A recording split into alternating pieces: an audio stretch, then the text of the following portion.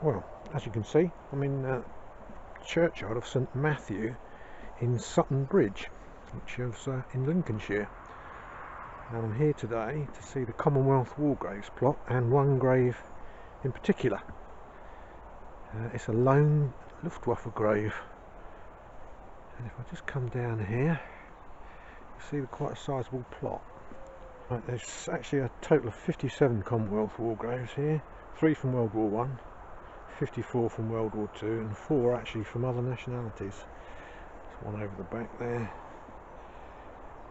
And I think this has got a lot to do with that we're very close to what was in World War Two RAF Sutton Bridge, which was a training base for fighter pilots in World War Two.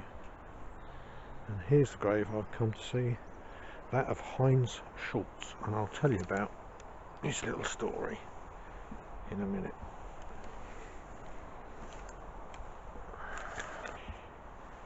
He's a crew member on a Ju-88 fighter aircraft, or a night fighter aircraft, from, let's get this right, the 4th Staffel Night Fighter Squadron, and it was patrolling Lincolnshire airfields. It was shot down by a bow fighter from 25 Squadron, which took off from RAF Wittering. The actual aircraft crashed and burned on the Wingland Marsh, which is just north of here, and the other crew which perished, they reckon they perished in the blaze, but one body was found washed up on the coast at Norfolk, which is on one of my previous videos, which is in Bircham Newton graveyard, which is in the big plot, that of Jacob Reed. He was the radio operator, this guy was the gunner. I think he was also the radio operator as well. What you read about is a little bit confusing, but there you are. So it's rather curious. He's buried up here in Lincolnshire, and the other member of the crew, which is recognisable by a disc, I believe, identity disc, is buried in Bircham Newton in Norfolk. I said of the other 4 nationalities that are buried here, this one here is French. The other 3 nationalities are all Polish. They're all recognisable because they've got different grave stones, and the Polish ones all look like this. The other 2 are exactly the same as this.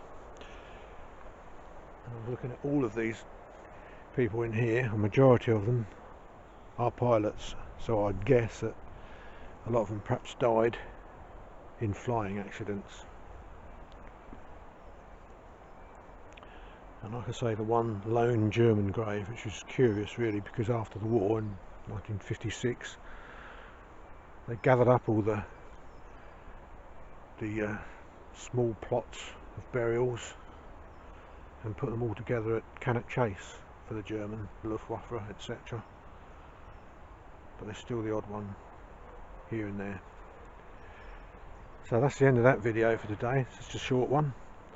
If you do like my videos, please hit the like button, which is down below somewhere, and if you like the content, subscribe. Think about subscribing, and if you do like what you see, then please place a comment also in the box below. So thanks for watching. See you on the next one.